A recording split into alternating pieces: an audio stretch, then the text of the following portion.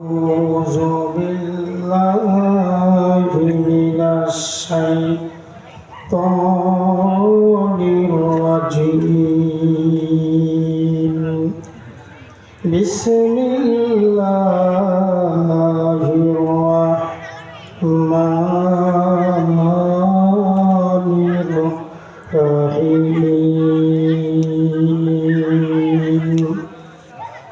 يرفع الله الذين آمنوا والذين أوتوا العلم درجات وقال رسول الله صلى الله عليه وسلم طلب العلم فريضة على كل مسلم أو كما قال عليه الصلاة والسلام دار فانی کے سجاوت پر نجام دار فانی کے سجاوت پر نجام نیکوں سے اپنی اصلی ور سجام زندگی ہم بندگی کن بندگی जिंदगी बे बंदगी सारा मंदी ताले कुरान पसंद पेश खुदा आहुर गल मंतरा बारश पैदा कर लगिया कंद मनुष कर लगिया हसो যিনি তোমায় করেছে সেজন তারই ভুলে আসো লা ইলাহা জোরে লা ইলাহা ইল্লাল্লাহ লা ইলাহা ইল্লাল্লাহ জঙ্গর দিয়ে লা ইলাহা মোহাম্মদ লা ইলাহা জি ভাই, আমরা জিকিরের তালে তালে সামনের ফাঁকা জায়গাগুলি পূরণ করে নেব, জান্নাতের বাগানের সৌন্দর্য বৃদ্ধি করবে ইনশাআল্লাহ। লা ইলাহা জঙ্গর দিয়ে লা ইলাহা মধুর কণ্ঠে লা ইলাহা ইল্লাল্লাহ লা ইলাহা ফেরাউন বলে আসিয়া রে ফেরাউন বলে আসিয়া রে ও সরকালে মা সারিয়া দে আসিয়া বলে জীবন যাবে প্রয়োজনে শহীদ হব সারিব না মুসার কালে মালা ইলাহা জোরে লা ইলাহা লা ইলাহা ইল্লাল্লাহ লা ইলাহা লা ইলাহা ইল্লাল্লাহ মুহাম্মাদুর রাসূলুল্লাহ। সকলে বলি সাল্লাল্লাহু আলাইহি ওয়াসাল্লাম। তিলাইয়া সাদিয়া কেরাতুল কোরআন কওমি মাদ্রাসা কর্তৃক আয়োজিত আজকের মাহফিলের সম্মানিত সুযোগ্য অভিজ্ঞ সভাপতি জনাব আলহাজ এনামুল হক সাহেব দামাত বরকাতুম মাদ্দাজিল আলী, আজকের মাহফিলের প্রধান আকর্ষণ এবং হজরত উলামায়ে ইকরাম পিতৃ সমতল মরবেনিয়া জাম, আমার কলিজার স্পন্দন একান্ত আপনজন, আমার বন্ধুবর যুবক ভাই বন্ধুরা, পর্দার আড়ালে অবস্থাত অবলা সরলা সর্বগুণী গুণান্বিত আমার শিক্ষিতা মার বোনেরা, আমরা সর্বপ্রথম কালিমাতুর শুকর গুজার হচ্ছি সেই মহান বাড়ি তাআলার দরবারে যে আল্লাহ তাআলা আমাদেরকে দয়া করে মনে করে এই প্রচণ্ড শীতের ভেতরে জান্নাতের বাগানে কবুল করেছেন, মঞ্জুরি দিয়েছেন। এজন্য আমরা সকলেই বলছি আলহামদুলিল্লাহ। সম্মানিত সুধী, মুসলমানের আওয়াজ এত নিম্নগামী হয় না, মুসলমানদের তাকবীর আর মুসলমানদের ধ্বনি একটু বেশি হয়, এটাই হলো মুজাহিদ, এটাই হলো মুসলমানের নিদর্শন। কথা বলেন মুসলমান ঠিক না ব্যাঠে? সুতরাং আওয়াজ বাড়াইতে হবে। ওই নিম্ন কণ্ঠে হ্যাঁ হু আস্তে আস্তে এই আওয়াজ করে আসলে মুসলমানের এই বলিয়ানে মুসলমানের ইমানের বারত জ্বলে উঠে না। আর বেঈমান বেদিনেরা মনে করে মুসলমানরা ঘুমাইছে, আমরা এই সুযোগে যা করতে পারি করি। কথা বলেন ঠিক কিনা ব্যাঠে? আমার ভাইয়েরা, যুবকরা চেতেছে যখন 2024 সালে নতুন বাংলাদেশ এসেছে, তখন মুসলমানরা আবার চেতবে যেদিন বাংলাদেশে ইসলামী রাজ কায়েম হবে সেদিন। কথা বলেন ঠিক না ব্যাঠে? এই জন্য মুসলমানদের আওয়াজ বাড়াতে হবে, অভ্যাস করতে হবে। মুসলমানের আওয়াজ কমিয়ে আপনার নিম্নগামী আওয়াজ দিয়ে মুসলমানদের ইমানের বারত কখনো প্রজ্বলিত হয় না। আপনারা জানেন, কাপড়ের ভিতরে যখন আপনারা হুইল পাউডার লাগান, যত জোরে জোরে কেসবেন তত বেশি বেশি ময়লা কাটার সম্ভাবনা আছে না নাই? আর যদি নড়ে কি নড়ে না, হাত চলে কি চলে না, আপনার হুইল পাউডারে কয় তোর মতো খাসুনি দিয়া আমার শরীর পরিষ্কার হবে না। এই জন্য মুসলমানদের আওয়াজ হবে সিংহের মতো, মুসলমানদের কথা হবে বুলটের মতো। মুসলমান কথা বলবে, পরোয়া করবে একমাত্র আল্লাহকে। আল্লাহ ছাড়া আর বাকি কাউকে ভয় করে কোনো মুসলমান কখনো ইমানদার দাবি করে চলতে পারে না, পারে না, পারবে না। সম্মানিত সুধী, এজন্য মুসলমানদের আওয়াজটা একটু বেশি হওয়া দরকার। এখনো যারা হাট বাজারে দোকানপাটে কাল বিলম্ব করছেন, তাড়াতাড়ি দ্রুত জান্নাতের বাগানে আসা দরকার, নাকি বলেন? আমার ভাইরা, আমার বন্ধুরা, হাট বাজার মার্কেট করতে করতে তো জীবনটাই শেষ করে দিলাম, অথচ আল্লাহ এবং আল্লাহ রাসূলের জন্য কতটুকু সময় ব্যয় করলাম, এটাও কিন্তু একটাবার হিসাব করে দেখা দরকার, আছে না নাই? জোরে বলেন, আছে না নাই? এই জন্য আমার ভাইরা, এখনো যারা রাস্তাঘাটে দোকানপাটে কাল বিলম্ব করছেন, দয়া করে আল্লাহর রাস্তায় আপনারা জান্নাতের বাগানে বসে যাবেন। আল্লাহর কোরআন থেকে, রসুলের সুন্নাহ থেকে আমি দু চারটে কথা বলবো। যদি আপনাদের সকলের সমন্বয়ে সম্মতি পাই, আলোচনা শুরু করতে চাই। আপনারা কি একমত আছেন ভাই? সকলে কি একমত? আমার সাথে আওয়াজ দিবেন তো আপনারা? কণ্ঠে কণ্ঠ মিলিয়ে, তালে তাল মিলিয়ে আল্লাহু আকবারের স্লোগান চলবে তো ইনশাআল্লাহ? দেখে একটু আওয়াজ পরীক্ষা করি। লিল্লাহি তাকবীর, লিল্লাহি তাকবীর। আল কোরআনের আলো, আল কোরআনের আলো, ঘরে অন্তরে জালো। আর কোথাও জ্বালানোর দরকার আছে? জোরে বলেন, আছে? আপনারা কি বলেন, আরো কোথাও জ্বালানো দরকার আছে? কোরআন যাবে যেখানে, অন্যায় বন্ধ হবে সেখানে। কোরআন যাবে যেখানে, দুর্নীতি বন্ধ হবে সেখানে। কোরআন যাবে যেখানে, ইনসাফ প্রতিষ্ঠা হবে সেখানে। এটাই চিরন্তর বাস্তব, এটাই সত্য কথা। কথা বলেন ঠিক না ব্যাঠে? এজন্য মুসলমান, কোরআনটা শুধুমাত্র আর ঘরে রাখলে চলবে না, কোরআন এখন অন্তরে রাখতে হবে। আর কোরআনওয়ালা মানুষদেরকে সংসদে পাঠাতে হবে। আপনারা সকলে আমার সাথে একমত? আপনারা সকলে একমত? কোরআন সুন্নাহ যেখানে, আলেম উলামা যেখানে, আবুল বাবুল যেখানে, আবুল বাবুল যেখানে, বাবুল ফাবুল যেখানে, নাস্তিক মুরতাদ যেখানে, কোরআন সুন্নাহ যেখানে। মন খারাপ করতেছে? এই বাবুল ফাবুলেরই এখনো ফাঁসি দেয় না কেন? এর ফাঁসি দেওয়া ফরজ হয়েছে। কারণ আমরা সাধারণত আমাদের এলাকায় দেখেছি, কেউ যদি কোরআনকে অপমান করে তাকে আমরা ধরে নিয়ে আমরা আইনের হাতে তুলে দিয়েছি। আমরা দেখেছি রাসূলকে কটূক্তি করেছে, তাকে আমরা ধরে নিয়ে আইনের আশ্রয় দিয়েছি। কিন্তু এত বড় ফাউল লোকটাকে এই বাউল, এই মূর্খ মাত্র 5 পাস করছে কিনা সন্দেহ। এই কেন কুরআনুল কারীমের অপব্যাখ্যা করলো? কুরআনুল কারীম কি বাংলায় নাজিল হয়েছে না আরবিতে নাজিল হয়েছে? বলেন তো, কুরআনুল কারীমে বাংলায় নাজিল হয়েছে না আরবিতে নাজিল হয়েছে?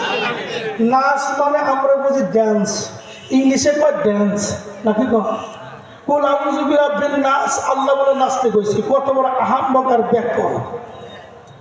নাচ শব্দের হলো মানুষ, নাকি বলে? জোরে বলেন, নাচ শব্দের অর্থ কি? মানুষ। আর এই বাউল নামক ফাউলটা কি বলছে? নাচ মানে বলে নাচতে কইছে। এই আহম্মক, এই নরদম, এই জাহান্নামের কীটটাকে এখনো কেন আইনের আওতায় এনে তাকে শাস্তি নিশ্চিত করা হচ্ছে না? এটা বাংলার ৯২% মুসলমান কখনো মেনে নিতে পারে না, পারবে না। সম্মানিত সুধী, আজকে আমরা দেখতাম আলেমুল আমাদের মধ্যে শুধু ডিভাইডেড, বাড়াবাড়ি। এ কয় ও ভালো না, সে বলে অমক ভালো না, তমকে বলে সে ভালো না। এই ধরনের স্লোগান শুনতে শুনতে আমাদের মধ্যে জ্বালাপোড়া শুরু হয়েছিল। কথা বলেন ঠিক না বেঠে? এবার সাহেবের চরমনাই বাংলাদেশের সেই ঐতিহ্যবাহী খানকার পীর, ময়দানের পীর দেখিয়ে দিয়েছে, আলেমুল আমাকে এক প্ল্যাটফর্মে নিয়ে এসেছে। এই সময় সমস্ত আলেমুল আমারা এক প্ল্যাটফর্মে এসে এক মত, এক পথের উপরে ঐক্য হয়ে তারা সিদ্ধান্ত নিয়েছে, কোরআন সুন্নাহ যেখানে আমরা সকলেই দ্বিমত করব না সেখানে। কথা বলেন ঠিক না আমার ভাইয়েরা? কথা বলেন ঠিক না বেঠে? সম্মানিত সুধী, আজকে আলেমুল আমার এক প্ল্যাটফর্মে আসছে। এরপরেও বলতে পারেন অনেক আলেমুল আমার দেখতেছি এরকম ভাবে তারা তো ওর মধ্যে নাই। আমি বলি ধান দেখতে ধান, আসলে সব ধান না, ধানের মতো দেখতে কিছু চিটা আছে না? জোরে বলেন আছে না নাই? ধান বেশি দৌড়ায় না চিটা বেশি দৌড়ায়? জোরে বলেন ধান বেশি দৌড়ায় না চিটা বেশি দৌড়ায়? দেখবেন ধানের আগে দৌড়ায় কে? জোরে বলেন কে? ধান গাছের মধ্যে গজা গাছ, মাথা মারে কে? গজা গাছ। কথা বলেন ঠিক কিনা বেঠে? ওটা কিন্তু আসলে ধান না, ওটা ডিসকোয়ালিফাইড, ওটা কোনো প্রয়োজন নাই, ওটা একটা উঠতে একটা আবর্জনা। সেটার মাস্তানি আর বাহাদুরি জমিনের মধ্যে বড় বড় দেখা যায়। কথা বলেন ঠিক না বেঠে? এরকম কিছু আউল ফাউল মার্কা, এরকম কিছু ধানের মধ্যে চিটা মার্কা, দাড়িওয়ালা টুপিওয়ালা লেবাস দাড়ি থাকতেই পারে। রসুলের যুগেও ছিল মুমিন মুনাফিকের ভূমিকা পালন করে। আব্দুল্লাহ বিন উবাই বিন সুলুল ছিল, আরো লিডার পার্সন যারা তারাও ছিল। এরকম ভাবে যুগ যুগান্তরে থাকতেই পারে, এটাই বাস্তবতা। এটা নিয়ে আমাদের কোনো টেনশন করা যাবে? জোরে বলেন যাবে? কিন্তু বাংলাদেশের ঐতিহাসিক আলেম উলামা যারা, বাংলাদেশের লিডার পার্সন আলেম উলামা যারা, বাংলাদেশের বড় বড় হক্কানি আলেম যারা এক প্ল্যাটফর্মে এসেছে, তারা কথা বলেন ঠিক না বেঠে? জোরে বলেন ঠিক না বেঠে? আলেম উলামা যেখানে থাকবে আমরা সেখানে থাকবো ইনশাআল্লাহ। সম্মানিত সুধী, এবার আলোচনায় চলে যেতে চাই। আপনাদের সামনে কোরআনুল কারীমের একটা আয়াত পড়েছি। এই আয়াতের ভিতরে আল্লাহ তাআলা বলেন, ইয়ারফা ইল্লাহুল্লাযীনা আমানু। আল্লাহ তাআলা বলেন বর্তমানে পৃথিবীতে প্রায় ৭৫০ কোটির মতো মানুষ আদম শুমারির রিপোর্ট অনুযায়ী বসবাস করে। তার মধ্যে যারা ইমানদার, যারা ইমান এনেছে, আল্লাহ বলেন ইয়ারফা ইল্লাহ, আমি আল্লাহ তাআলা তাদেরকে সম্মানিত করেছি। ৭৫০ কোটির মধ্যে মানুষের মধ্যে ২৫০ কোটি মানুষের মতো মানুষ বর্তমানে মুসলমান। তাহলে ৭৫০ কোটি মানুষের মধ্যে যদি ২৫০ কোটি মানুষ মুসলমান হয়, ৪ কোটি বেঈমান। কথা বলেন ঠিক না বেঠে? এই ২৫ কোটি মানুষ আল্লাহ তাআলা বলে এদের দাম, এদের মান, এদের শান আমি আল্লাহ তাআলার কাছে অনেক বিশাল বড়। জোরে বলি সুবহানাল্লাহ। তাহলে আমরা যেহেতু কালেমা পড়েছি, আমরা যেহেতু মুসলমান হয়েছি, জবানে পড়েছি লা ইলাহা ইল্লাল্লাহু মুহাম্মাদুর রাসূলুল্লাহ, নাই কোনো মাবুদ, নাই কোনো ইলাহ, নাই কোনো আইনদাতা, নাই কোনো বিধানদাতা, নাই কোনো রিজিক দাতা, নাই কোনো পরিচালক, একমাত্র আল্লাহ ছাড়া। কথা বলেন ঠিক না বেঠে? সম্মানিত সুধী, তাহলে যারা কালেমা পড়েছে, আল্লাহকে একক বলে স্বীকার করেছে, আল্লাহর কোনো শরীক নাই, আউল নামক খাউলটা বলে যে আল্লাহর কয়টা মুখ, নাউজুবিল্লাহ বলেন। জোরে বলেন নাউজুবিল্লাহ। এই আউল নামক এই ফাউলদারের যে ব্যক্তি এখনো মুসলমান বলবে, সে মুসলমান না, সেও কাফের। সম্মানিত ভাইরা, সম্মানিত বন্ধুরা, আল্লাহ বলেন পৃথিবীতে কেবলমাত্র ২৫০ কোটি মানুষ যারা কালেমা পড়েছে, এরা আমি আল্লাহ তাআলার কাছে বড় সম্মানী, এরা বড় দামি। এদের দাম, এদের শান, এদের মান আমি আল্লাহ তাআলার কাছে অনেক অনেক অনেক বেশি। তাদের নাম আমি আল্লাহ তাআলা জান্নাতে লিপিবদ্ধ করে রেখেছি। জোরে বলি সুবহানাল্লাহ। এখন এই ২৫০ কোটি মানুষের মধ্যে যারা মুসলমান, এদের মধ্যে কার মর্যাদা বেশি সেটাও আল্লাহ তাআলা বলেন, ওয়াল্লাযীনা উতুল ইলমা দারাজাত।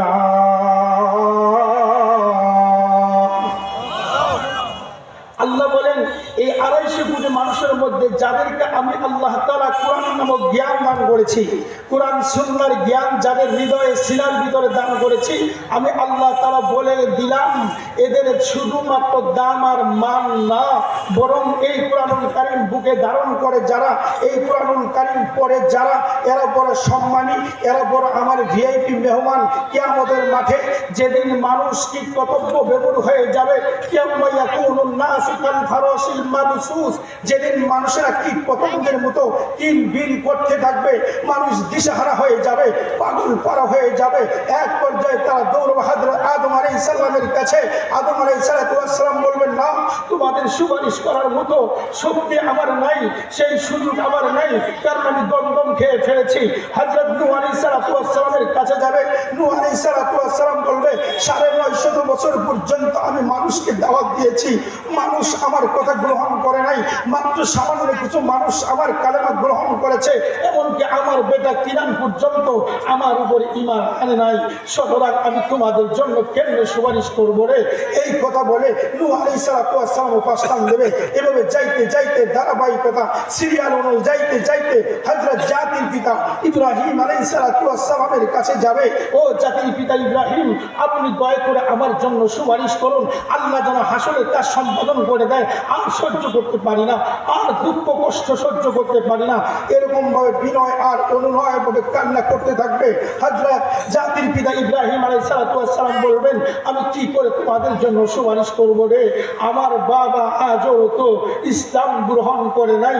এত বুঝিয়েছিলাম, আমি বলেছিলাম লা তাত্তাখিযুল আসনামা, তুমি মূর্তিকে কখনো খোদা হিসেবে গ্রহণ করো না। আমার বাবাকে এত বলেছিলাম, তারপরেও সে মূর্তি পূজা করেছিল, তারপরেও সে মূর্তি বিক্রি করেছিল।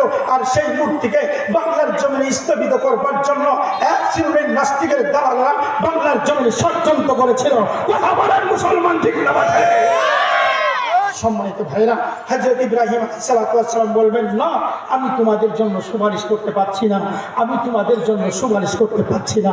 এক পর্যায়ে আস্তে আস্তে সিরিয়াল অনুযায়ী মুসা নবী, ঈসা নবী, এক পর্যায়ে ঘোষণা হয়ে যাবে মুহাম্মদ নবী ছাড়া আর কেউ তোমাদের জন্য সুপারিশ করতে পারবে না। জোরে বলি সুবহানাল্লাহ। সম্মানিত ভাইরা, নবীরা তো জান্নাতি মানুষ, তারা তো নিষ্পাপ, জান্নাতের দরজায় তারা চলে যাবেন। জান্নাতের দরজায় গিয়ে রিজওয়ান ফেরেশতাকে সালাম দেবে, আসসালামু আলাইকুম ইয়া রিজওয়ান, ইফতাহ বাবাল জান্নাহ, জান্নাতের দরজা খুলে দাও। আনা আদামু সফিহুল্লাহ, আনা রূহুল্লাহ, আনা ইব্রাহিমু খলিলুল্লাহ। এরকম ভাবে তারা জান্নাতের দরজায় গিয়ে রিজওয়ান ফেরেশতার কাছে তারা রিকোয়েস্ট করতে থাকবে, জান্নাতের দরজা খুলে দাও, আমরা আল্লাহর জান্নাতে যেতে চাই।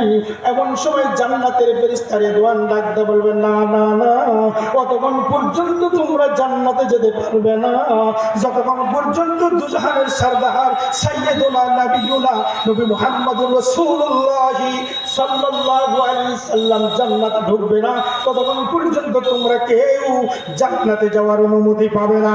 জোরে কান সুবহানাল্লাহ। আমরা তো সেই নবীর উম্মত, যে নবী জান্নাতে যাওয়ার আগ পর্যন্ত পৃথিবীর কোন নবীরাও জান্নাতে যেতে পারবে না, যে নবীর উম্মতেরা জান্নাতে যাওয়ার আগ পর্যন্ত পৃথিবীর কোন নবীর উম্মতেরাও জান্নাতে যেতে পারবে না। এত বড় দামি, মানি, সম্মানী নবীর উম্মত হতে পেরে আমরা ধন্য কিনা? জোরে বলেন, ধন্য কিনা? সেই নবীর আদর্শ আমাদের ভিতরে সেট করা দরকার আছে না নাই? জোরে বলেন, আছে না নাই? সেই নবীর আদর্শ আর রীতি নীতি যখন মানুষ তার ব্যক্তিগত জীবন, পারিবারিক জীবন, সামাজিক জীবন, রাজনৈতিক জীবন প্রত্যেকটা সেক্টরে সেট করবে, যখন মানুষের প্রত্যেকটা জীবনের শান্তি মিলবে, তখন কথা বলেন মুসলমান, ঠিক না দেখে? আমার ভাইয়েরা, রাসূলের ব্যক্তি জীবন, রাসূলের রীতিনীতিকে অনুসরণ করে হযরত ওমর ফারুক আজম যখন জাহানের প্রেসিডেন্ট হয়েছিলেন, প্রেসিডেন্ট হওয়ার পরে হযরত ওমর ফারুক রাদিয়াল্লাহু তাআলা তার দেশের মানুষের খবর নেওয়ার জন্য, খোঁজ খবর নেওয়ার জন্য রাতের গভীরে বেরিয়ে পড়েছেন। যাইতে যাইতে তিনি চলে গেছেন এক পাহাড়ের কিনারে।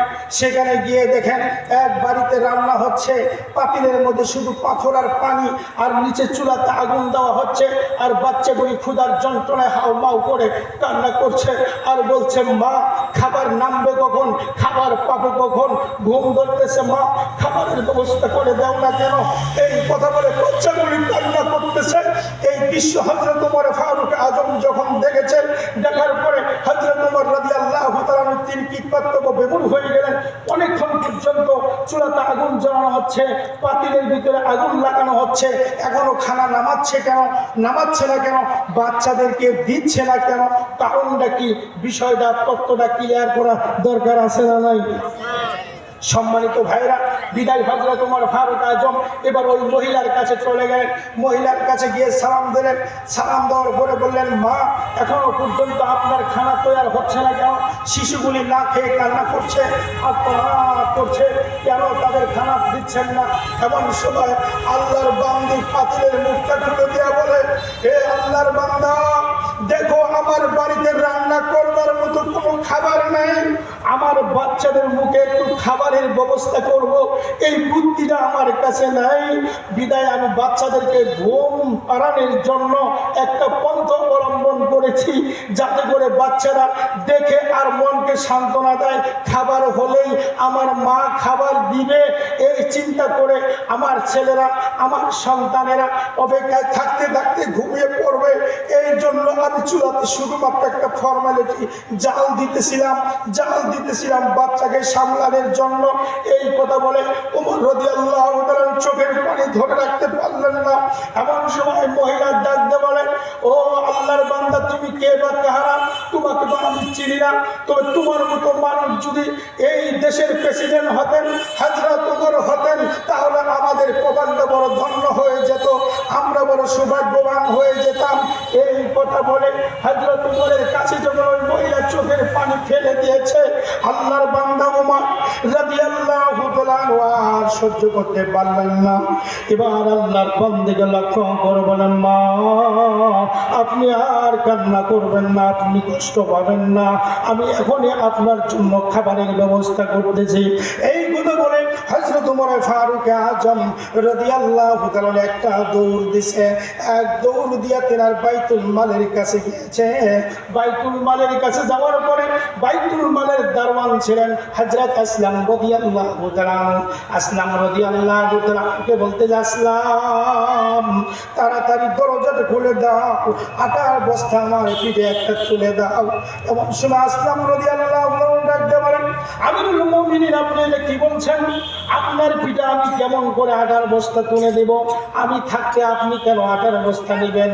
এমন সময় হযরত ওমর ডাকতে বলতেছে, পাপ করেছি আমি, শাস্তি তো ভোগ করতে হবে আমাকে, সুতরাং আমাকে পাপের বোঝা আমাকে বহন করতে দাও। এই কথা বলে একবার না দুইবার তিনবার পর্যন্ত রিকোয়েস্ট করার পর হযরত আসলাম রাদিয়াল্লাহু তাআলা আটার বস্তাটা পিঠের ভিতরে তুলে দিলেন। হযরত ওমর আটার বস্তাটা পিঠে করে নিয়ে ওই মায়ের কাছে গেলেন। যাওয়ার পরে মাকে বললেন, মা আপনার আর টেনশন করা লাগবে না, আমি আপনার জন্য একটা আটার বস্তা নিয়েছি। এই যে আটা গুলুন, তাড়াতাড়ি খামির তৈরি করুন। আটা গোলা হয়ে গেল, খামির তৈরি করা হয়ে গেল। ওমর রাদিয়াল্লাহু তাআলা নিজেই রুটি বানাচ্ছেন। বানাইয়া রুটিগুলি রেডি করার পরে ওমর রাদিয়াল্লাহু তাআলা নিজেই বাচ্চাদের কাছে গেলেন। বাচ্চাদের মাথায় হাত দিয়া বুকের ভিতরে জড়াইয়া দিয়া ঘুমটা ভাঙাইয়া রুটি তুলে ওই শিশু বাচ্চাদের মুখে তুলেছে যখন, এমন সময় ওই মহিলা দুটো হাত তুলে আল্লাহর কাছে দোয়া করেছে, আল্লাহ আমাদের মদিনার প্রেসিডেন্ট যদি এমন হতো তাহলে আমরা কতই না ধন্য হয়ে যেতাম। এই মহিলা দোয়া করেছে যখন, সঙ্গে সঙ্গে হযরত ওমর রাদিয়াল্লাহু তাআলা মহিলাকে ডাকতে বলতেছেন, মা আপনি আর বিলম্ব করবেন না, আপনি আর বিলম্ব করবেন না। আপনি মনে দুঃখ নিয়েন না, হযরত উমরকে মাফ করে দেন। আগামীকাল আপনি যাবেন সেই বাইতুল মালের কাছে, আমি সেরকম আপনার সামনে উমরকে হাজির করব এবং আপনার হাতে আমি একটা লাগাম তুলে দেব। এই লাগাম দিয়ে উমরের পিটাইয়া পিটাইয়া পিটাইয়া দুনিয়াতে আপনার প্রতিশোধ আপনি নিয়ে নিবেন। আখিরাতের ময়দানে আল্লাহর আদালতে আসামির কাঠ গড়ায় দাঁড় করায়েন না। আল্লাহু আকবার। এই হলো সেই মানব দরিদ্র। এজন্যই কবি বলেছেন, খোদা গেলে সেই সোনার মানুষ, তাওহীদের সন্তান, কোথা ছিল সেই মানব দরদি, কোথার সে মুসলমান। অর্ধ জাহান করিত শাসন, অর্ধ জাহান করিত শাসন, তালি দেওয়া জামা গায়,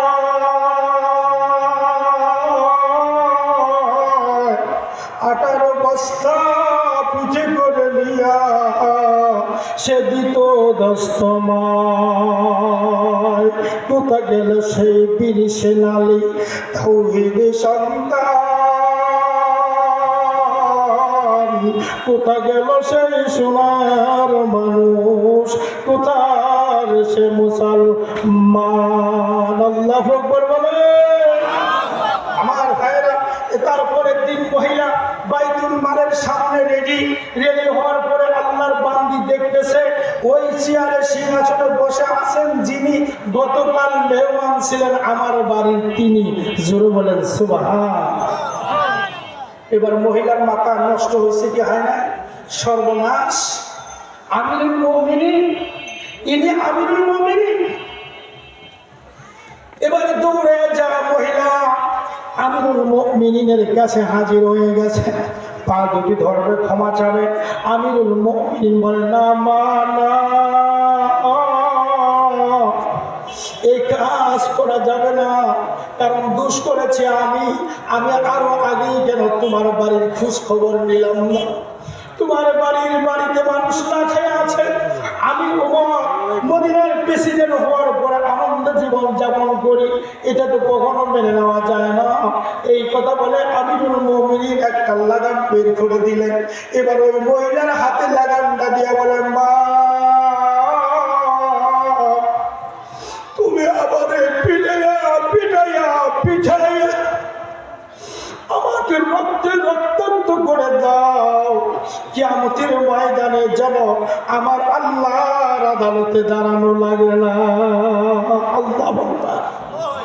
এরকম জবাবদিহিতামূলক, এরকম অনুশাসনমূলক যদি হৃদয় বানের লোক মানব সেবার কাজে নিয়োজিত না হয়, তাহলে এই দেশের জনগণের শান্তি আর উন্নয়ন কি করে হয়? কথা বলেন ঠিক না বেঠিক?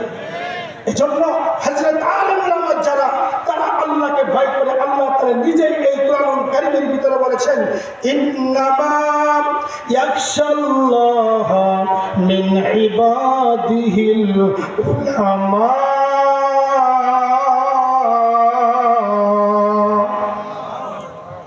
আল্লাহ বলেন, পৃথিবীতে যত মানুষ আছে, এই মানুষগুলির মধ্য থেকে নিশ্চয় যারা আলেম, কেবলমাত্র তারাই আমি আল্লাহকে ভয় করে, আর যারা আলেম না তারা আমি আল্লাহকে ভয় করে না।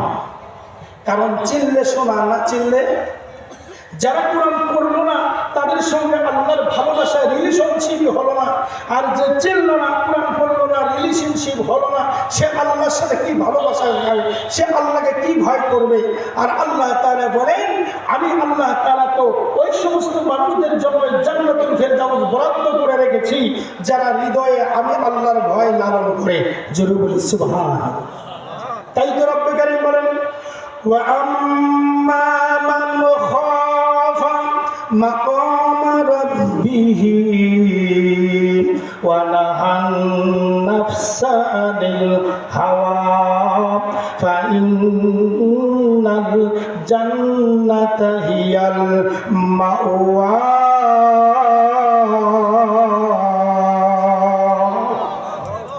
আল্লাহ বলেন, ওয়া আম্মা মান খাফা মাকামা, যে ব্যক্তি ভয় করে মাকামা দণ্ডায়মানের দিবস, কিয়ামতের দিবসে আল্লাহর সামনে দাঁড়াতে হবে, বিচারের কাঠগড়ায় আমাকে দাঁড়াতে হবে, এই ভয়টা যে মানুষটার হৃদয়ে লালন করে, ওয়ানাহান নাফসা আনিল হাওয়া, এবং তার নফসের সঙ্গে জিহাদ করে, প্রবৃত্তির সাথে জিহাদ করে আল্লাহকে সন্তুষ্ট করবার জন্য যত প্রকার খারাপ কাজ, অন্যায় কাজ, জিনার কাজ, ব্যভিচারের কাজ, সুদের লেনদেন, ঘুষের লেনদেন, দুর্নীতি, অন্যায়, অবিচার, যত প্রকার সুযোগ পাওয়ার পরেও যে মানুষটা আল্লাহর ভয়ে সকল প্রকার গুনার কাজগুলি ছেড়ে দেয়, আল্লাহ তাআলা বলেন মাকামা রাব্বিহি ওয়া নাহান নাফসা আনিল হাওয়া, যে ব্যক্তি তার নফসকে দমন করলো আমি আল্লাহ তাআলার ভয়ে, ফাইনাল জান্নাতা হিয়াল মাওয়া, আমি আল্লাহ তাআলা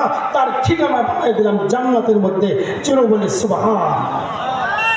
সম্মানিত ভাইরা, এজন্য আল্লাহকে ভয় করে আলেম যারা তারা, আর ভয় করে গুনার কাজ পরিত্যাগ করে যারা আলেম তারা, আলেমদের মধ্যে সিটা যারা আলেম হওয়ার পর ওয়াকাম কুকাম দিনের কামে রাইতের কামের মধ্যে জড়িত থাকে তারা। কথা বলে ঠিক না বাঠে?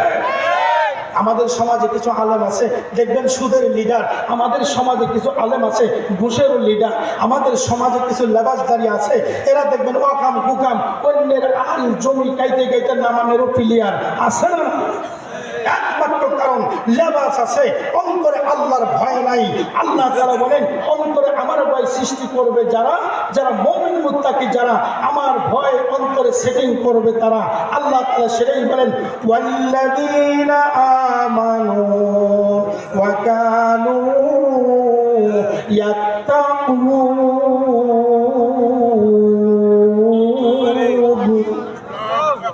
আল্লাহ তাআলা বলে ওয়াল্লাযীনা আমানু, যারা ঈমানদার, যারা আমি আল্লাহকে বিশ্বাস করে, ওয়া কানু ইয়াত্তাকুন, তারা হবে মুত্তাকি, তারা অবশ্যই আমি আল্লাহকে ভয় করবে।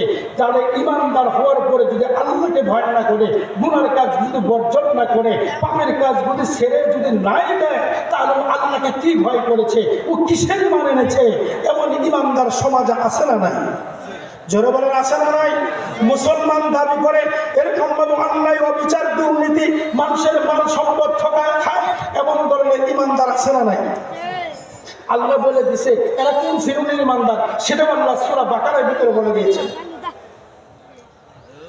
وَمِنَ النَّاسِ مَن يَقُولُ آمَنَّا بِاللَّهِ وَبِالْيَوْمِ الْآخِرِ وَمَا هُمْ بِمُؤْمِنِينَ।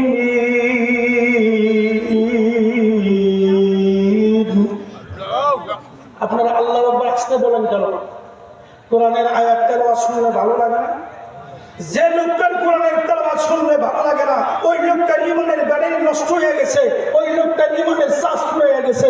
কারণ আল্লাহ তাআলা নিজেই বলেছেন কোরআন তেলাওয়াত শোনার পরে ঈমানদার যারা বজ্রকণ্ঠে আল্লাহু আকবার বলে স্লোগান দিবে, তারা বক্তব্য আমার না, জয় আমার আল্লাহর। সূরা আনফালের 3 নম্বর আয়াতে দেখুন আল্লাহ তাআলা বলেন ইন্নামাল মুমিনুনা আল্লাযীনা ইযা যুকিরাল্লাহু ওয়াজিলাত কুলুবুহুম ওয়া ইযা তুলিয়াত আলাইহিম আয়াতুহু জাদাতুহুম ঈমানা।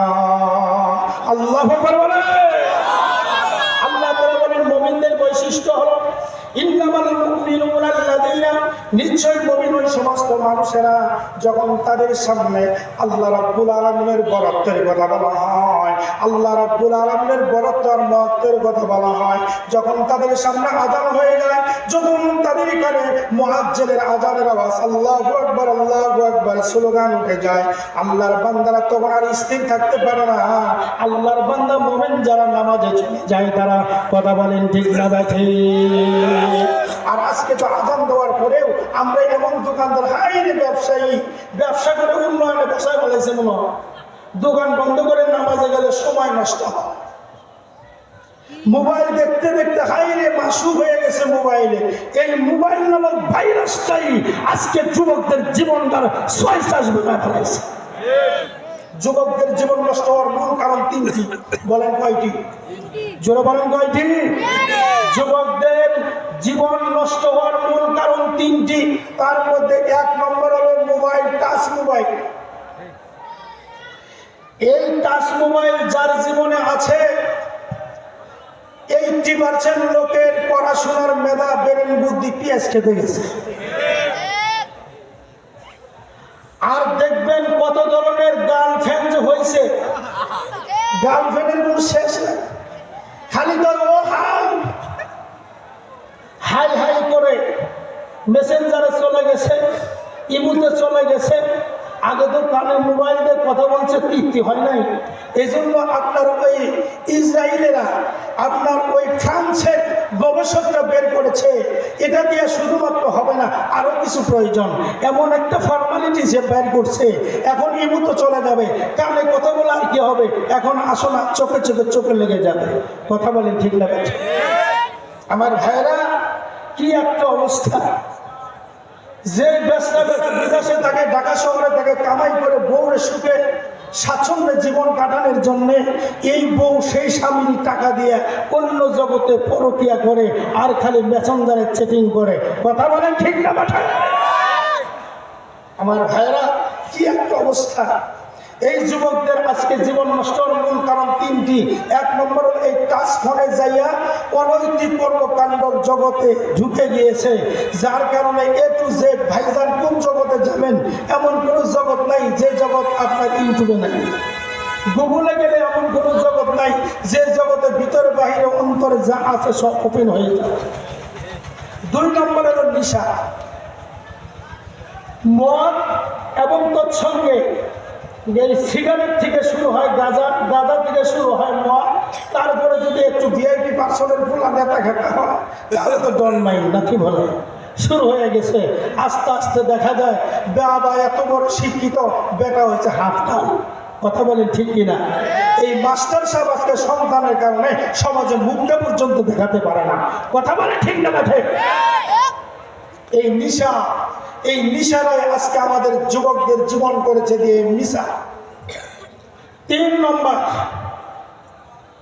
আধুনিক যুগ আর ডিজিটাল আর স্মার্ট যুগের মেয়েরা কাসিয়াতুন আরিয়াতুন মুমিনাতুন মাইলাতুন রুসুহুন্না কাল আজলামিল বাখতে বাসারিন।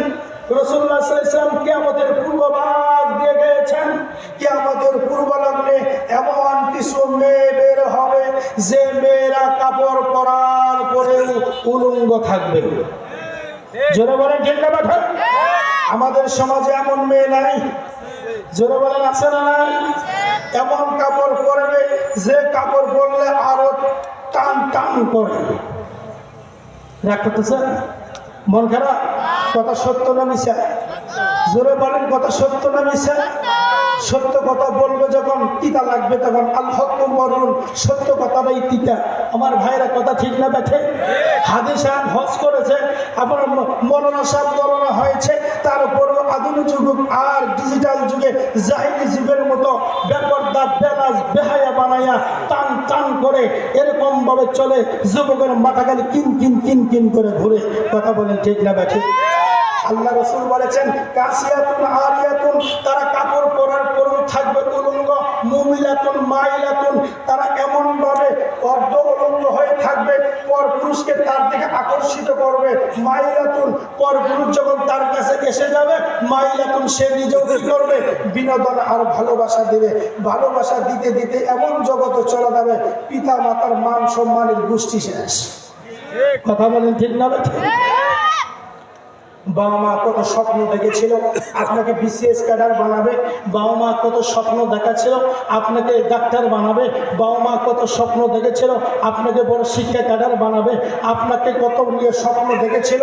সমস্ত স্বপ্নর কপালে লাথি মেরে কোথায়কার এক ফাউল নামক মাইয়া, আমার ভাইরা, সেই টিকটক জগরের মায়ার মিশে পড়লে এখন বাপ মাও গেছে বুঝলা। কথা ঠিক না? বেঠে যত আটাওয়ালা, ময়দাওয়ালা, বালুওয়ালা, চেহারাওয়ালা যারা আছে, তারা কি শ্বশুর শাশুড়ি খেদমত করে? জোরে বলেন করে? বরঞ্চ স্বামীকে শর্ত দেয়, তোমার বাবা যদি বাড়িতে আসে তাহলে তোমার খবর খারাপ আছে। আমি কি তোমার বাবার গোলাম নাকি, আমি কি তোমার মার দাসী নাকি, এ ধরনের কথা বলে বলে স্বামীকে ইনসান করে এমন কুলাঙ্গার মার্কা মাইয়া, জাহিলি যুগের এরকম দাইস মার্কা মাইয়া সমাজে দু চারটা আছে না নাই? এই মায়াগুলি যার কপালে জুটেছে তার জীবনটা তেলে বেগুনে জ্বলেছে। কথা বলেন ঠিক না ভাই ঠিক? আমার ভাইরা, এজন্য বলতেছিলাম মুমিন মুসলমান যারা আল্লাহ রাব্বুল আলামিনের নাম শুনলে আল্লাহর ডাকে সাড়া পায় তারা। আল্লাহ তাআলা বলেন মুমিন মুত্তাকিনদের 2 নম্বর গুণ আর বৈশিষ্ট্য হলো ওয়াইদা তুলিয়াত আলাইহিম আয়াতুহু জাদাদুহুম ঈমানাও ওয়া আলা রাব্বিহিম ইয়াতাওয়াক্কালুন।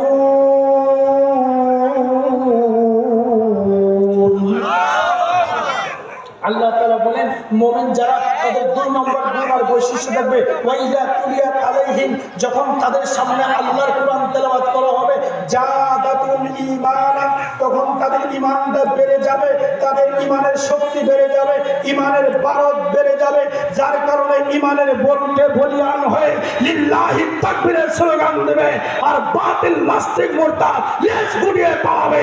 কথা বলেন ঠিক না বাঠে?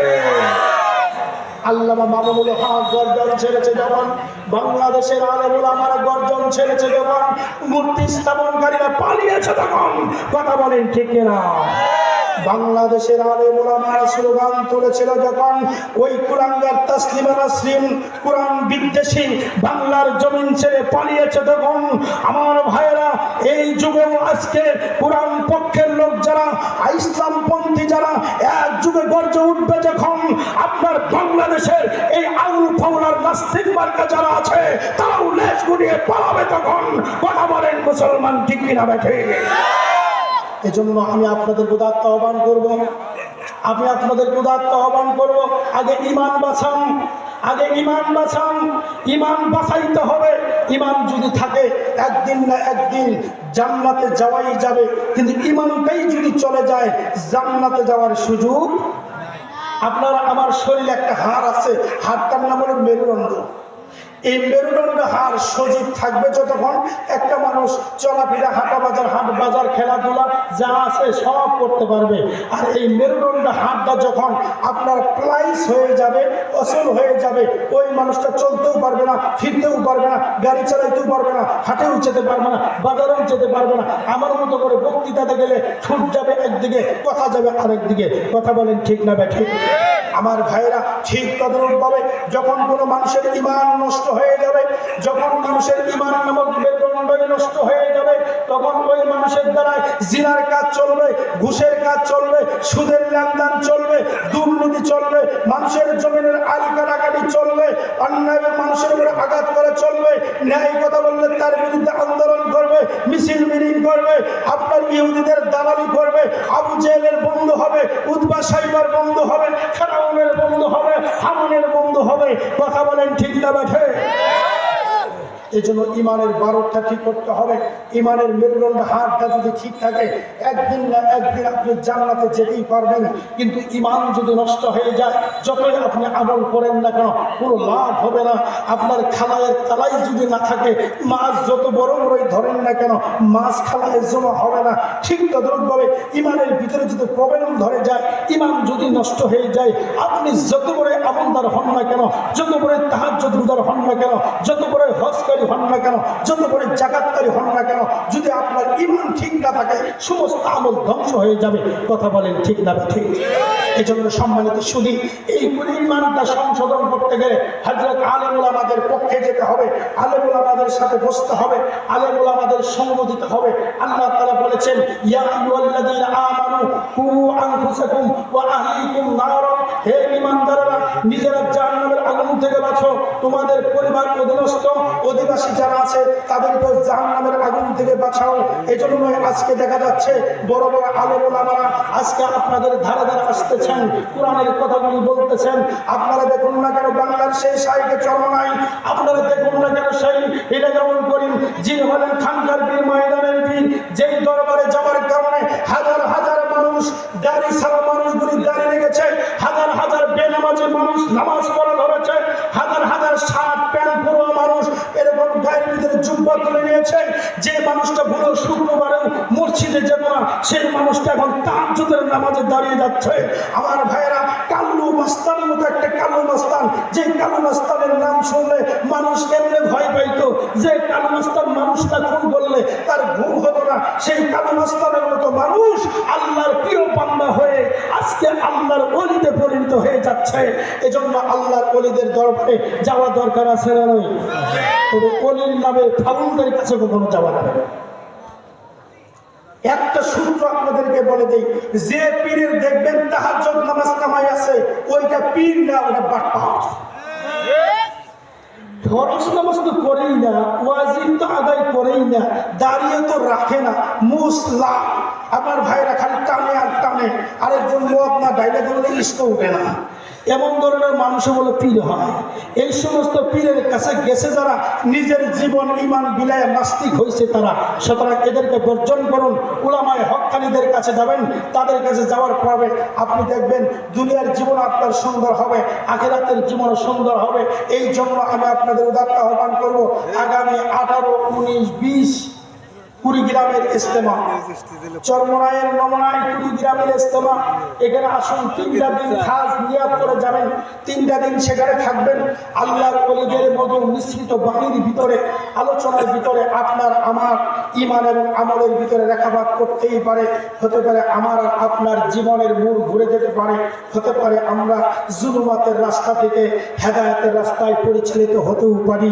আল্লাহ তাআলা আমাদের সবাইকে আলেম উলামার পক্ষে থেকে, উলামায়ে হক্কানীদের পক্ষে থেকে, এরকম মাদ্রাসা মসজিদের পক্ষ থেকে, ইসলামের পক্ষে থেকে জীবন চালানোর তৌফিক দান করুন। সকলে বলে আমিন। আমি সকলের কাছে দোয়া চাই। আগামীকালে প্রোগ্রাম আছে, চলছে এরকম ভাবে, যার কারণে গলা খালি ভাঙিয়ে ভাঙিয়ে যায়, তাতে কোনো সমস্যা নাই, নাকি কথা? আমার ভাইরা, আপনারা দোয়া করবেন আল্লাহ যেন আমার মেধা, আমার কোরআন সুন্নাহর রিসার্চ গবেষণা, আমার কণ্ঠ দ্বীন ইসলামের জন্য আল্লাহ কবুল করেন। সকলের কাছে দোয়া চাই, সকলের প্রতি সুস্বাস্থ্য কামনা করে আমার আলোচনা এখানে শেষ করছি।